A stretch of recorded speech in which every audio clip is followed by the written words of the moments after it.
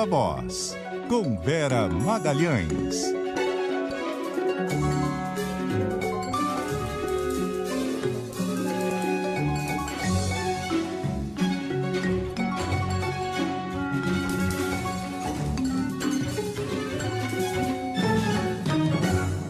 Oi, Vera, boa noite, tudo bem? Boa noite, Carol. Boa noite a todos. Ótima sexta-feira para vocês. Estamos tentando nos conectar no vídeo aqui. Logo, logo eu apareço aí, eu acho. Vai rolar. Tão perto, tão longe. Hoje você está aqui no Rio, pertinho de mim. Chegou trazendo chuva, hein, Vera? Que esse feriado vai chover todo dia, para nossa infelicidade. Não vem pôr a culpa em mim, não, porque quando eu olhei a semana inteirinha no raio do aplicativo lá, já tava essa carinha de chuva, então não é minha culpa, não. Só porque não, a culpa é minha, porque eu tô de folga nesse feriado, vai chover, deve ser. Eu tô pé frio, Vera. Vem cá. Pode ser. Não tem como a gente abrir falando de outro assunto, né? 600 mil mortes, essa marca trágica, mas pelo menos tem um alento que é a desaceleração desses números, né? Exatamente, Carol. A gente levou 3 meses e meio para ir de 500 mil a 600 mil. É um ritmo mais lento do que aquele que a gente assistiu no início do ano, entre março, abril, maio, aqueles meses em que a escalada de mortos era enorme. A gente chegou a ter mais de 3 mil mortos por dia. Agora a gente está numa média aí de 500 mortos por dia, o que não dá nem para de longe comemorar. Mas pelo menos nos mostra que, pelo menos até agora, a gente está numa escalada regressiva, né? Aí a gente tem que observar algumas coisas. Se a gente vai conseguir evitar que a Delta cause no Brasil o estrago que ela causou em países como o Reino Unido e os Estados Unidos. Por enquanto, ainda não causou. E por que a gente diz por enquanto? Porque a gente sabe que a gente está algumas semanas epidemiológicas atrás em relação a esses países. Por outro lado, aqui a vacinação avança bem, ela avança de uma maneira uniforme pelo país, a gente ainda não está plenamente vacinado, não chegou ainda a 50% da população vacinada com 2 doses, mas a gente não encontra a resistência que encontra, por exemplo, em alguns lugares dos Estados Unidos a vacinação, o que explica o fato de que lá alguns lugares ainda estão em situação de colapso do sistema de saúde, né? Então, pode ser que o fato da gente ter tido a variante Gama, que essa sim causou muito estrago no início do ano, né? Que é a nossa variante de Manaus, aqui tenha causado uma situação em que a Delta não encontrou um terreno tão livre para avançar. Então, são algumas das hipóteses levantadas pelos especialistas que ajudariam a explicar por que aqui a Delta não causou um estrago tão grande. Mas a gente ainda tem que observar o fato de que vários países do mundo, bolsões do mundo, até continentes como o continente africano e algumas partes da Ásia, enfim, ainda não tem vacinação nem incipiente e esses lugares podem virar celeiros para novas variantes, que de lá podem se espalhar pelo mundo novamente. É por isso que é importante também que os governos, que as sociedades, que os especialistas, que a OMS olhe para essa necessidade da equidade da vacina, para que a gente não crie celeiros de variantes aí ao longo do mundo, que depois podem fazer com que essas variantes se espalhem para outros países e que elas escapem do controle da vacina, né? Pode ter um escape maior do que o que houve com as variantes até agora. E nessa altura do campeonato, né, Vera, a gente ainda tem um presidente negando necessidade de vacinação em jovens, um Ministério da Saúde que diz que não vai mais comprar Coronavac, essa vacina que foi tão importante, sobretudo no início da vacinação. E o nosso Conselho Federal de Medicina, que nesta altura dos acontecimentos ainda se recusa a vetar o uso da cloroquina. Não por acaso o Ministério Público Federal abriu inquérito para investigar a postura do CFM no uso do kit Covid, né? Museu de grandes novidades, né? Esse nosso do enfrentamento da pandemia, Carol. É verdade, você resumiu bem. Várias frentes em que nem a tragédia de termos perdido 600 mil pessoas ajudou a mudar mentalidades e a mudar procedimentos. Essa questão da Coronavac, desde sempre, foi tratada de uma forma política. Foi tratada assim pelo presidente Jair Bolsonaro, foi tratada dessa maneira pelo ex-ministro Pazuello, que chegou a anunciar que compraria vacina, depois voltou atrás.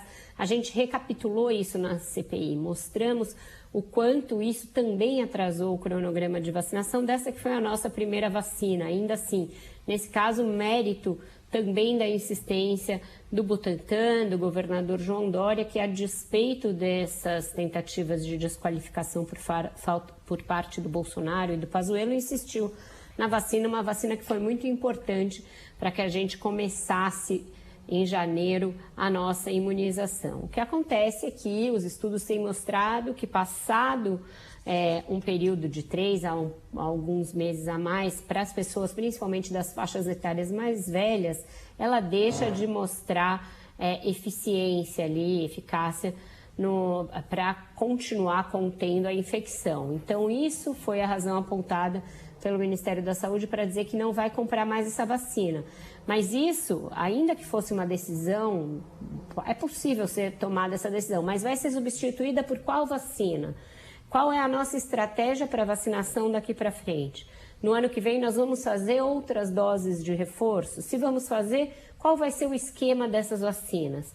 Quem tomou uma vacina vai tomar outra vacina, o que se chama aí de vacinação heteróloga, para a gente ter aí diferentes vacinas de diferentes tecnologias atuando nas pessoas? Qual vai ser a estratégia para essas faixas etárias mais velhas que tomaram Coronavac ou para os profissionais de saúde?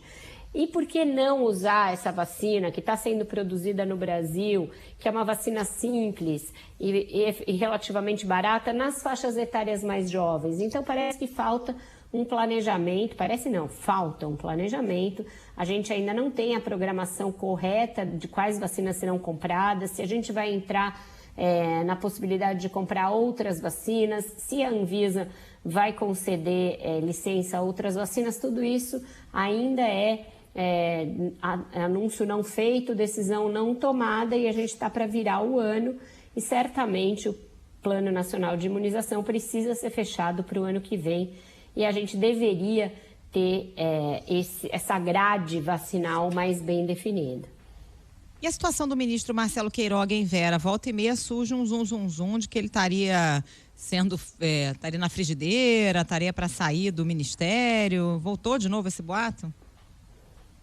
Voltou. Em setembro, no início do mês, alguns sites chegaram a noticiar que ele havia pedido demissão e o Bolsonaro tinha conseguido dissuadi-lo da ideia de sair. Na ocasião, ele negou que tivesse cogitado sair, disse que ficaria até quando o presidente julgasse que ele era importante. Mas desde então, já houve aquela fatídica viagem a Nova York, em que ele protagonizou um papelão, Bolsonaro protagonizou outro, etc. E agora ele está se vendo na iminência de ser indiciado pela CPI da Covid. Eu acho que ele está analisando. Ontem e hoje pela manhã tinha um zum forte vindo do próprio Ministério da Saúde, técnicos e funcionários do Ministério da Saúde, que especulavam sobre a possibilidade do ministro Queiroga deixar a pasta ainda antes da conclusão da CPI. Carol, o dia evoluiu sem que isso se concretizasse, a demissão dele. Acho que também porque, diante de tantas trocas no Ministério da Saúde, não é simples para Bolsonaro fazer uma substituição agora. Quem é que toparia assumir o Ministério da Saúde? Algo que Queiroga fez já, muita gente achou ali surpreendente que um médico que então comandava uma sociedade médica partisse para o governo Bolsonaro, e a gente viu desde então ele avançar várias casas no tabuleiro do negacionismo. Se queimou bastante e vai terminar isso indiciado em uma CPI. Não é simples para alguém assumir o Ministério da Saúde deste governo, que, como você disse, tem um presidente que continua dizendo, fez isso num discurso ontem ainda, que para que então vacina para jovem, se jovem pega tão pouco Covid?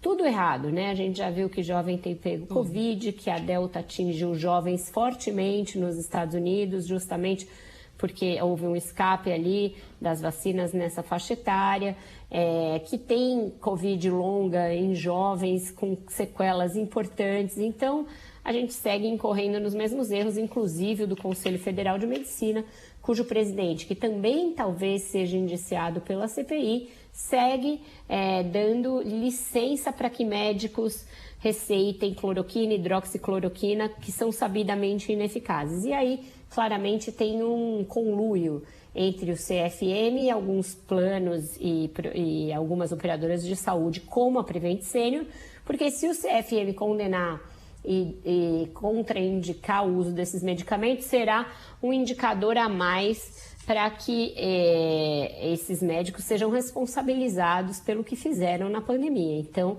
tem aí uma espécie de um pacto para que médicos não sejam punidos pelo uso desses medicamentos, Carol.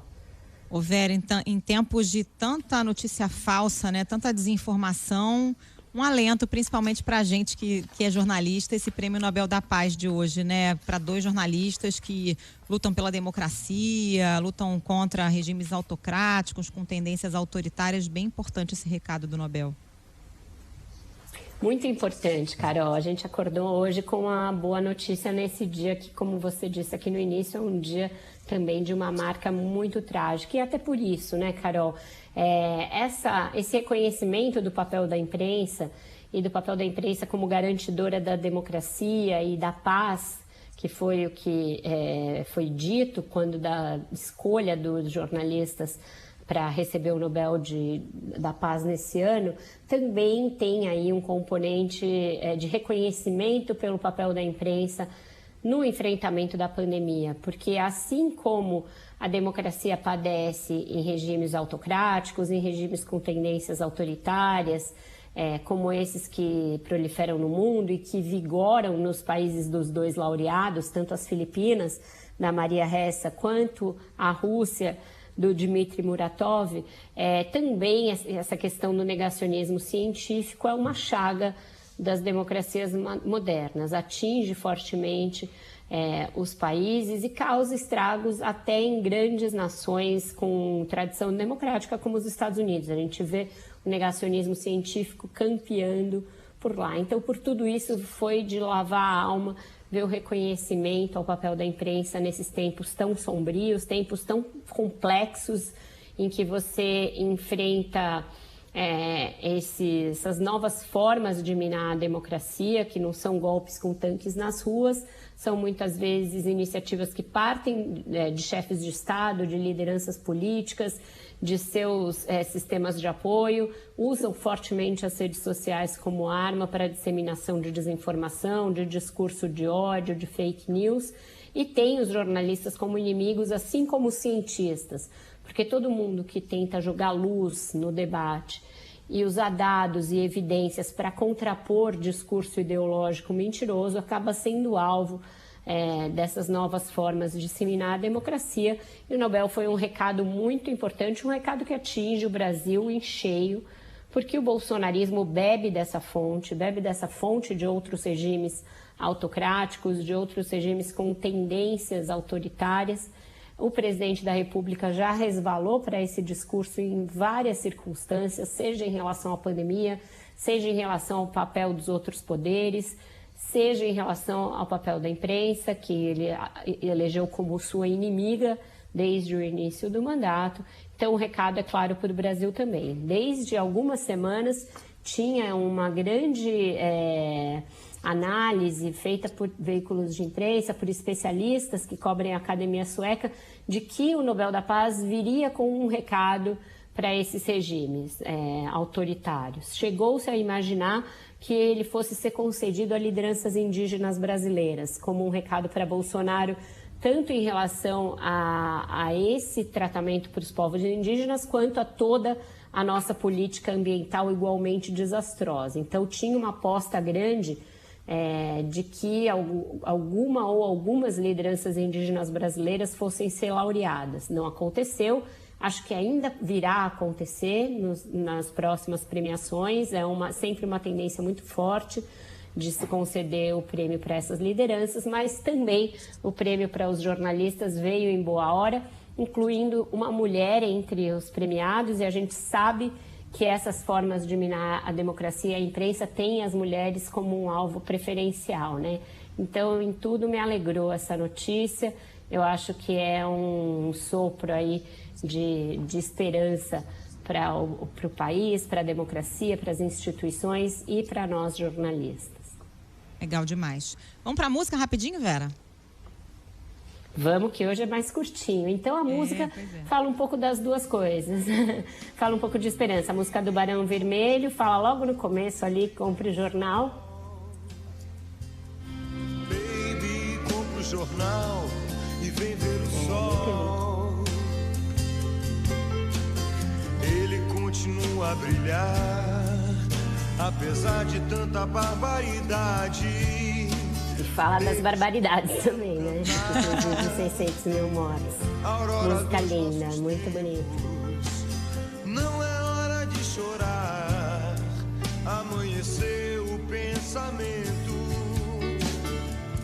O poeta está vivo, com seus moinhos de vento. Haja moinho de vento nesse país, nesse Brasil 2021. Obrigada, mas a Vera. roda da história anda pra frente. Até amanhã, cara. Até amanhã nada, até segunda-feira. Vamos marcar que esse feriadão é longo. Quero te ver. Vamos, eu quero te ver também. Tchau, tchau, Tá gente. bom, beijo, Vera. Que vai mudar o mundo. Intervalo, voltamos já. Com seus moinhos